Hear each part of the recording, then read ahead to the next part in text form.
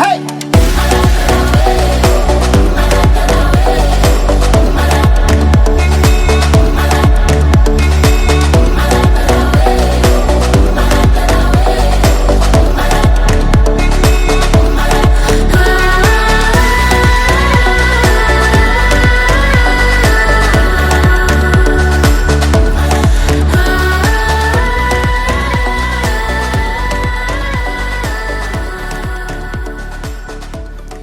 Assalamualaikum warahmatullahi wabarakatuh. Alhamdulillahirabbil alamin. Pertama dan yang paling utama, marilah kita panjatkan puji syukur kehadirat Allah Subhanahu wa taala yang telah memberikan nikmat dan kesempatannya pada hari ini. Nah, terima kasih atas waktu dan kesempatannya untuk saya mereview, kemudian menganalisis kritis dan juga novelty penelitian akuntansi dengan mata kuliah seminar penelitian. Sebelumnya, perkenalkan nama saya Eva Almah dengan NIM 18622010007 dari kelas akuntansi 7 SIP 1. Di mana kali ini saya akan mereview penelitian tentang pengaruh corporate social performance, kemudian business strategi, blockchain, dan corporate sustainability terhadap economic performance. Di mana pada penelitian ini ada 14 poin yang dapat saya sampaikan berdasarkan hasil review. Yang pertama, apakah yang menjadi motivasi atau isu, kemudian rasio GAP dan fenomena yang sedang terjadi sehingga memicu penelitian ini dilakukan. Nah, untuk motivasinya sendiri, yakni sebagian besar perusahaan belum menyadari pentingnya corporate sustainability, maka perusahaan akan memiliki tingkat transparansi yang rendah. Nah, transparansi merupakan salah satu indikator tata kelola perusahaan. Maka transparansi yang rendah berdampak pada tata kelola yang kurang baik, sehingga mempengaruhi cerminan yang buruk bagi perusahaan. Untuk rasio GAP-nya, yang pertama, pengaruh corporate social performance terhadap economic performance. Hasil penelitian ini sesuai dengan penelitian yang dilakukan oleh Wibisono dan Darmaji dan Susianto pada tahun 2014 yang menunjukkan bahwa corporate social performance tidak terbukti berpengaruh signifikan terhadap corporate financial performance. Nah, untuk yang kedua, pengaruh bisnis strategi terhadap economic performance, yakni hasil penelitian ini sesuai dengan penelitian yang dilakukan oleh Puspita pada tahun 2018 yang menyatakan bahwa strategi bisnis berpengaruh terhadap kinerja perusahaan. Nah, untuk yang ketiga, pengaruh blockchain terhadap economic performance. Hasil penelitian ini sesuai dengan penelitian yang dilakukan oleh Baker pada tahun 2018, berharap bahwa ada perkembangan lebih lanjut dalam proses registrasi transaksi yang menjadi dasar kepercayaan yang masih lemah. Nah, untuk yang terakhir ada untuk yang keempat ada pengaruh blockchain terhadap economic performance. Hasil penelitian sesuai dengan penelitian yang dilakukan oleh Sejati pada tahun 2015 menemukan bahwa pengungkapan laporan berkelanjutan tidak memiliki hubungan yang signifikan terhadap kinerja perusahaan. Nah, untuk fenomenanya, yakni terbentuknya Masyarakat Ekonomi ASEAN atau MEA, merupakan tonggak bagi penerapan liberalitas ASEAN sebagai pasar dan basis produksi tunggal atau single market and production base yang dikemukakan oleh Bisman, yang bertujuan untuk meningkatkan stabilitas perekonomian di kawasan ASEAN. Dengan hadirnya ajang MEA ini, Indonesia memiliki peluang, namun Indonesia masih memiliki berbagai tantangan dan risiko yang muncul bila MEA telah diimplementasi. Dengan adanya MEA, banyak produk impor yang akan mengalir dalam jumlah yang banyak dan akan mengancam industri lokal dalam bersaing dengan produk luar negeri yang lebih berkualitas. Nah, kritik pada penelitian ini, peneliti sudah menjelaskan motivasi dan rasio GAP-nya meskipun namun secara implisit. Nah, namun untuk peneliti tidak menjelaskan fenomena dengan jelas pada bagian pendahuluan. Nah, hasil fenomena di atas merupakan hasil penelaah dari review. Untuk yang kedua, jelaskan artikel-artikel utama dalam penelitian ini. Nah, untuk artikel-artikelnya tersendiri ada beberapa penjelasan. Yang pertama, untuk economic performance merupakan kinerja perusahaan yang secara relatif dalam suatu industri yang sama yang ditandai dengan retur tahunan industri yang bersangkutan. Nah, untuk yang kedua, corporate social performance. Corporate social yakni konfigurasi atau susunan strategi bisnis atas prinsip tanggung jawab sosial, proses dari respon sosial, kemudian kebijakan, program, dan outcome lain yang dapat diobservasi berkaitan dengan hubungan sosial perusahaan itu sendiri. Nah, untuk corporate sustainability, definisi corporate ini yakni berdasarkan International Institute of Sustainable Development, yaitu mengadopsi strategi dan aktivitas bisnis yang memenuhi kebutuhan perusahaan dan para pengakui kepentingannya saat ini dengan tetap menjaga, mempertahankan, mengembangkan sumber daya manusia dan alam yang dibutuhkan untuk kehidupan masa depan. Nah, untuk yang ketiga, apakah yang menjadi kebaruan atau novelty dari penelitian ini? Nah, kebaruannya ini dengan adanya MEA, banyak produk impor yang akan mengalir dalam jumlah yang banyak dan akan mengancam industri lokal dalam bersaing dengan produk luar negeri yang lebih berkualitasnya lagi. Nah, kritik pada poin ketiga ini, peneliti tidak menjelaskan secara jelas novelty penelitian pada bagian abstraksi atau pengantar penelitian. Novelty tersirat secara implisit di bagian isi penelitian. Seharusnya peneliti menjelaskan novelty penelitian di awal bagian abstraksi atau pendahuluan penelitian.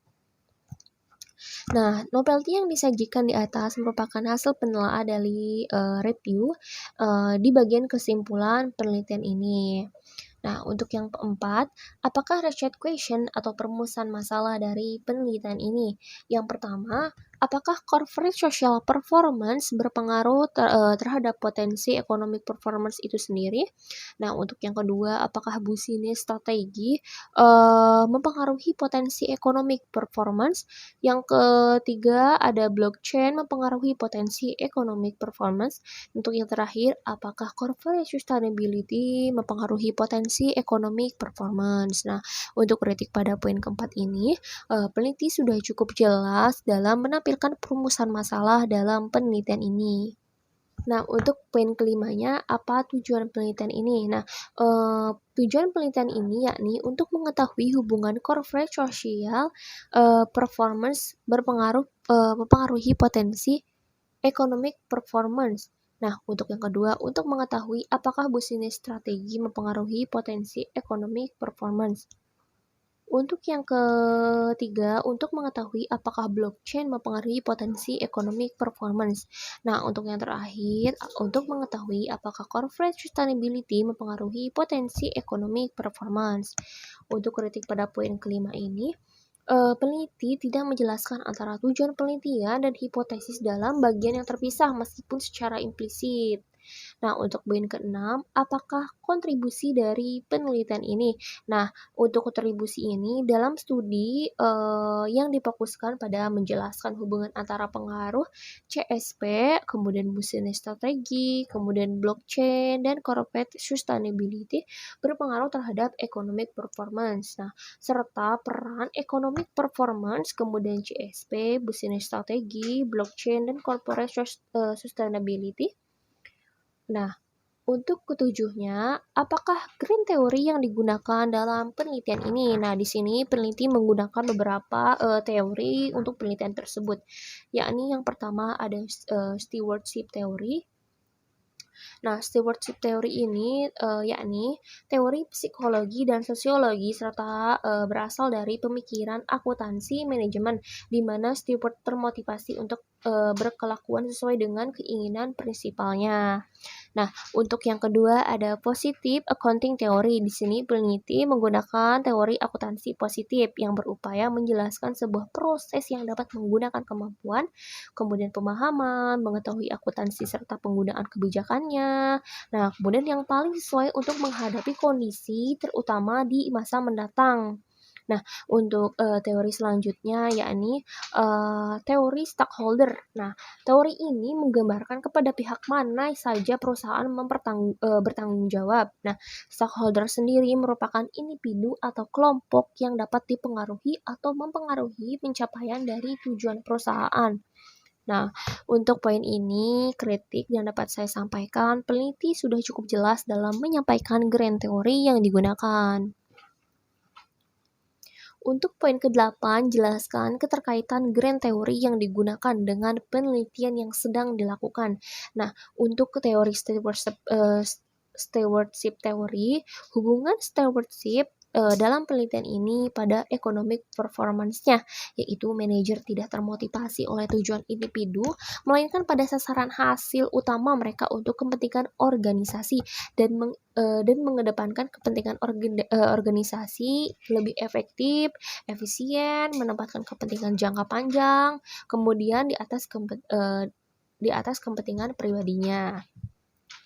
Nah, untuk positive accounting theory, hubungan teori ini terdapat pada variabel economic performance-nya yang terletak pada sikap manajemen yang menggunakan kemampuan, kompetisi, pemahaman, pengetahuan akuntansi, serta penggunaan kebijakan akuntansi yang paling sesuai untuk menghadapi kondisi tertentu di masa mendatang untuk meninjau mengetahui kemudian kinerja ekonomi yang akan terjadi di masa mendatang. Nah, hubungan teori akuntansi positif ini dalam penelitian pada business strategi. Nah, terletak pada tindakan manajer dengan berlandaskan kinerja hipotesis ketika memilih kebijakan akuntansi, salah satunya yaitu mengenai pemilihan strategi bisnis yang akan diterapkan oleh perusahaan. Nah, hubungan teori akuntansi positif dalam penelitian ini pada teknologi blockchain menjadi pilihan perusahaan yang dapat menjaga data atau informasi agar dapat meminimalisir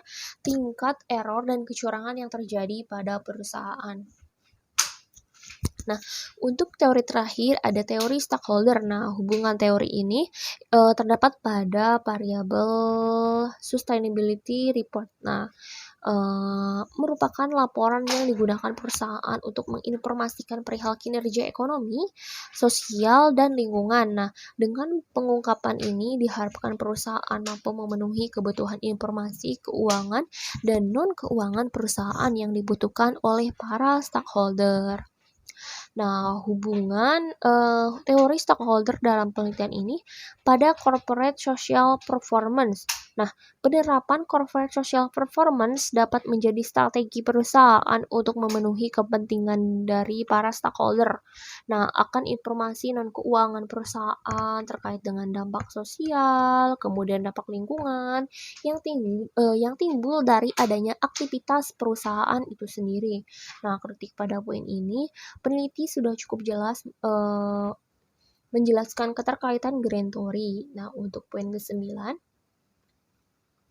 buatlah kerangka konseptual. Nah, untuk kerangka konseptualnya dapat saya tampilkan pada layar di samping, di mana untuk pada penelitian ini kerangka konseptual variabel X-nya itu ada 4. Yang pertama, corporate social performance, business strategi, kemudian hipotesis X3-nya ada blockchain, kemudian X4-nya ada corporate sustainability. Nah, di antara X3 ini mempengaruhi variabel Y-nya yakni economic performance.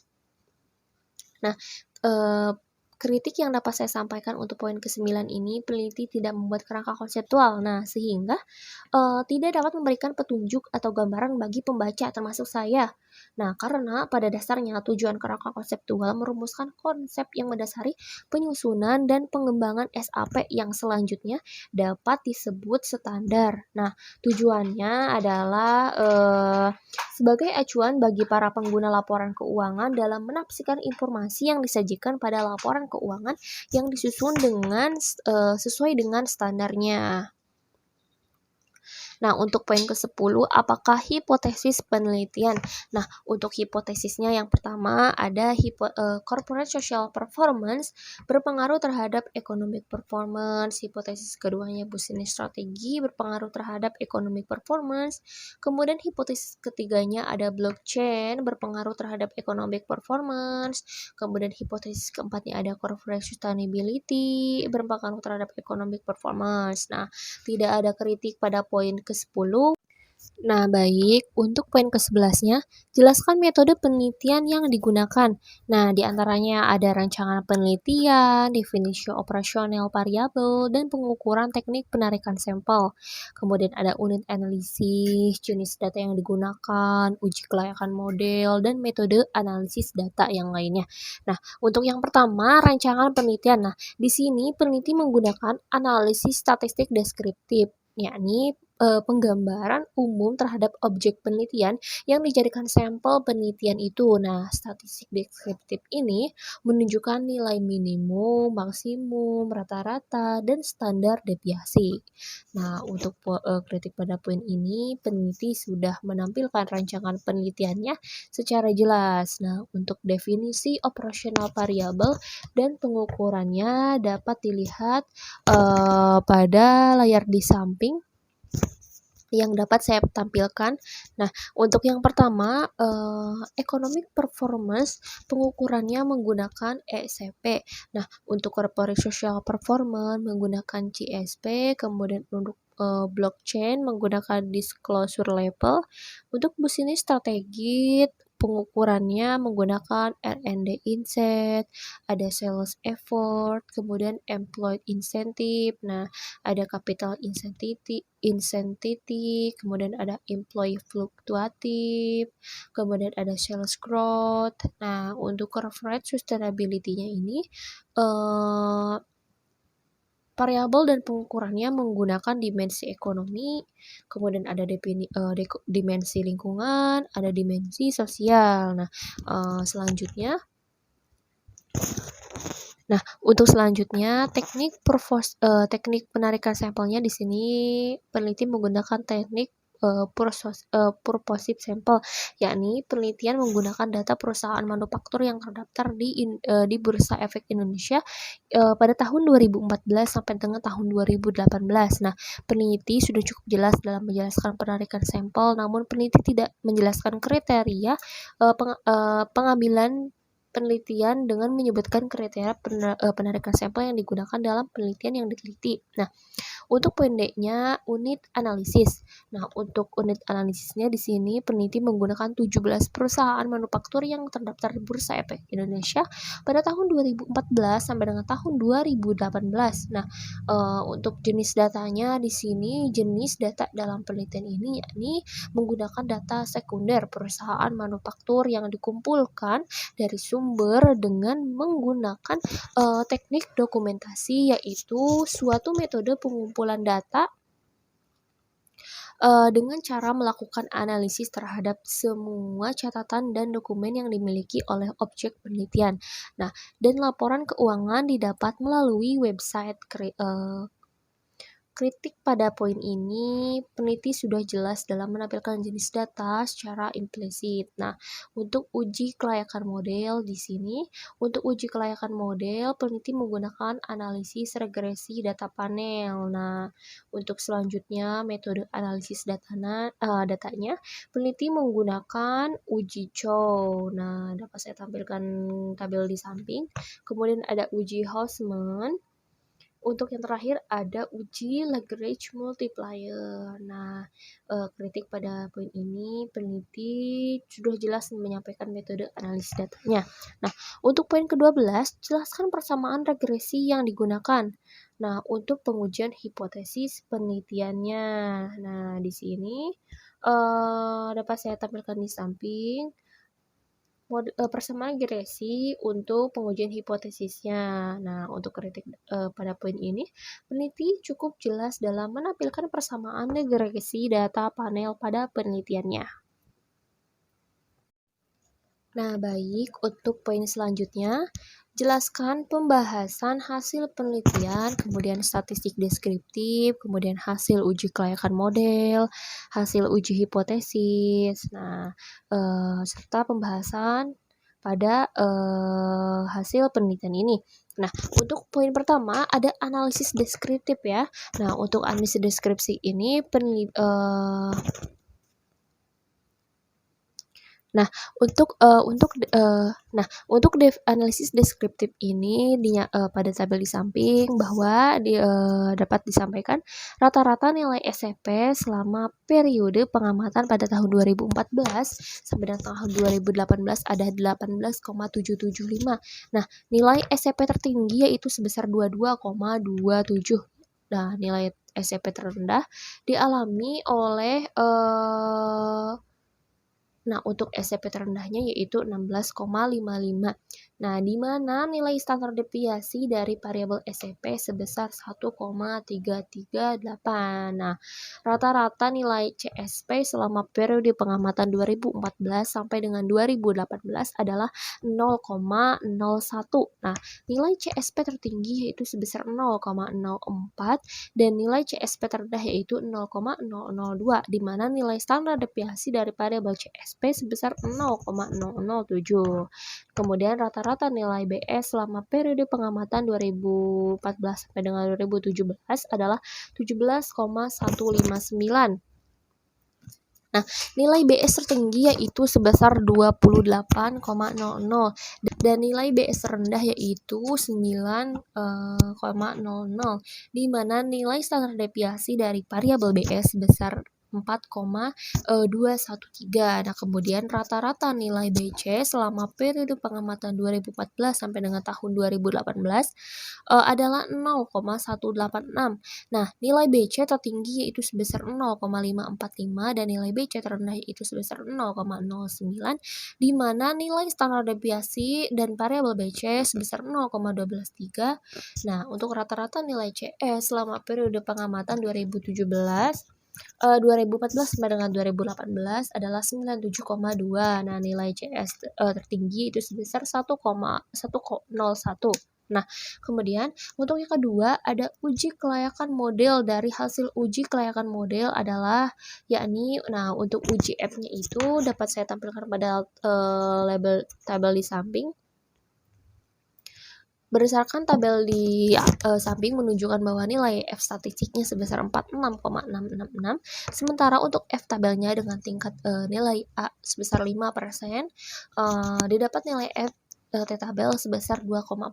Nah, dengan demikian F statistiknya lebih besar dari nilai probabilitas. Nah, hal ini menunjukkan bahwa hipotesis 0 ditolak dan hipotesis 1 diterima karena probabilitas F statistik dalam penelitian ini di atas batas signifikansi sebesar 0,0105. Nah, oleh karena itu dapat diartikan bahwa secara bersama-sama variabel independen dalam penelitian ini yaitu corporate social, performance business, strategi blockchain, dan corporate sustainability terhadap economic performance, sehingga model ini dapat dinyatakan fit dan layak untuk dilanjutkan. Nah, untuk uji R-nya, untuk coefficient determinasi dapat saya tampilkan di samping. Nah, berdasarkan output di samping menunjukkan bahwa nilai HR² sebesar 0,915 yang menunjukkan kesesuaian atau kecocokan terhadap model karena signifikansi lebih besar dari 0,05. Nah, maka hipotesis tidak dapat ditolak dan berarti model mampu menjelaskan hubungan antara variabel dependen dari variabel independennya. Nah, artinya variasi perubahan naik turunnya economic performance dapat dijelaskan oleh corporate social performance, business strategi, blockchain, dan corporate sustainability sebesar 91,6% dengan tingkat hubungan sangat kuat. Sementara sisanya itu sebesar 8,4% dijelaskan oleh variabel-variabel lain yang tidak diliti dalam penelitian ini. Nah, untuk uji T, dapat saya sampaikan berdasarkan hasil dari uji T, dengan menggunakan FUSE dapat dilihat bahwa corporate social performance, business strategi, kemudian blockchain, dan corporate sustainability hanya variabel business strategi saja yang berpengaruh terhadap economic performance.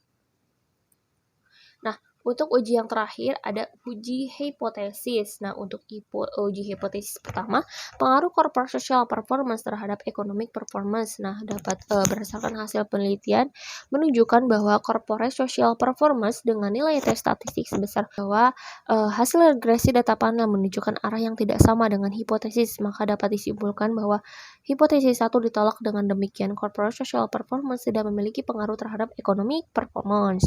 Nah, untuk yang kedua, pengaruh bisnis strategi terhadap economic performance.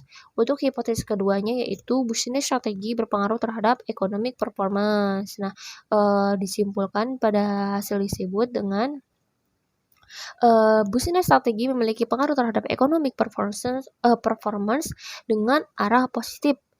Nah, artinya bahwa semakin baik penerapan bisnis strategi dalam perusahaan, maka dapat meningkatkan economic performance itu sendiri pada perusahaan tersebut. Nah, untuk yang ketiga, pengaruh blockchain terhadap economic performance. Untuk hipotesis ketiganya, yakni blockchain berpengaruh terhadap economic performance. Nah, dapat disimpulkan bahwa hasil pada penelitian ini untuk variabel ini hipotesis tiganya ditolak. Nah, blockchain tidak memiliki pengaruh terhadap economic performance. Untuk empatnya, pengaruh corporate sustainability terhadap economic performance pada hipotesis keempat. Nah, berdasarkan uji yang sudah dilakukan pada peneliti menunjukkan bahwa hipotesis 4 itu ditolak. Nah, corporate sustainability tidak memiliki pengaruh terhadap economic performance. Nah, untuk poin ke-14 ini, apakah simpulan, keterbatasan, dan implikasi dari penelitian ini? Nah, untuk kesimpulannya sendiri dapat saya sampaikan, hasil analisis dan pembahasan yang telah dilakukan menggunakan regresi data panel, maka diperoleh kesimpulan variabel corporate social performance dalam penelitian ini tidak memiliki pengaruh terhadap economic performance pada perusahaan manufaktur yang terdaftar di Bursa Efek Indonesia pada tahun 2014 sampai dengan tahun 2018. Nah, hasil ini dibuktikan berdasarkan pengujian regresi data panel dengan nilai tes statistik CSP lebih kecil dari T-tabel. Nah, hipotesis 1 ditolak. Untuk hipotesis kedua, variabel bisnis strategi dalam penelitian ini memiliki pengaruh terhadap economic performance pada perusahaan manufaktur yang terdaftar di Bursa Efek Indonesia periode 2014 sampai dengan tahun 2018. Nah, untuk hasilnya, hipotesis kedua dalam penelitian ini diterima. Untuk hipotesis ketiga, ada variabel blockchain dalam penelitian ini tidak memiliki pengaruh terhadap economic performance pada perusahaan manufaktur yang terdaftar di Bursa Efek Indonesia. Nah, berdasarkan hasil tersebut, maka dapat disimpulkan hipotesis ketiga dalam penelitian ini ditolak. Untuk yang terakhir, corporate sustainability dalam penelitian ini tidak memiliki pengaruh terhadap economic performance pada perusahaan manufaktur yang terdaftar di Bursa Efek Indonesia. Nah, maka dapat disimpulkan bahwa hipotesis keempat ditolak penelitian. Untuk keterbatasannya dapat saya simpulkan keterbatasannya yakni periode penelitian yang digunakan hanya selama 5 tahun, sehingga data yang diambil kemungkinan kurang mencerminkan kondisi perusahaan dalam jangka panjang. Nah, untuk yang kedua, masih banyaknya perusahaan yang menerbitkan laporan keuangan dalam mata uang asing seperti US dollar. Kemudian untuk yang ketiga, terdapat perusahaan yang tidak melakukan pembagian dividen yang mengakibatkan sampai perusahaan menjadi terbatas. Nah, untuk yang terakhir, variabel yang digunakan dalam penelitian ini masih terbatas pada variabel independen. Di antaranya ada corporate social performance, kemudian business strategi, kemudian blockchain, kemudian corporate sustainability, dan variabel dependent economic performance-nya. Nah, dengan masing-masing variabel hanya satu proxy saja. Nah, implikasi yang dapat saya sampaikan pada poin peneliti ini diantaranya yakni bagi perusahaan seharusnya lebih memperhatikan kelengkapan data kinerja perusahaannya. Nah, untuk bagi investornya sendiri, sebaiknya lebih melihat kualitas laporan keuangannya, bukan hanya dari segi angka labanya saja, melainkan dari jenis laporan keuangan yang lain, seperti halnya laporan arus kas, apakah arus kas aktivitas operasional, disebutnya baik atau tidak. Nah, kemudian untuk peneliti selanjutnya, peneliti diharapkan memperluas periode perusahaan peneliti menjadi 6 atau lebih ya. Jangan cuma 4 tahun saja. Nah, kemudian peneliti selanjutnya disarankan sebaiknya menggunakan sektor yang berbeda, tidak menggunakan sektor manufaktur karena terlihat umum. Nah, untuk selanjutnya, peneliti selanjutnya sebaik menggunakan proksi lain dalam perhitungan variabel dependen dan variabel independen penelitian selanjutnya menggunakan variabel. Nah, baiklah, demikian beberapa hal yang dapat saya sampaikan. Sebelumnya saya mohon maaf yang sebesar-besarnya apabila di dalam penyampaian tadi mungkin ada kesalahan kata atau beberapa pernyataan yang menyinggung. Nah, semoga video ini bermanfaat untuk hadirin. Izinkan saya undur diri untuk video tugas terakhir saya untuk artikel ke-6. Terima kasih banyak atas waktu dan kesempatannya. Wassalamualaikum warahmatullahi wabarakatuh. 가장 높은 절벽에 올라가 소리쳐 멀리 세상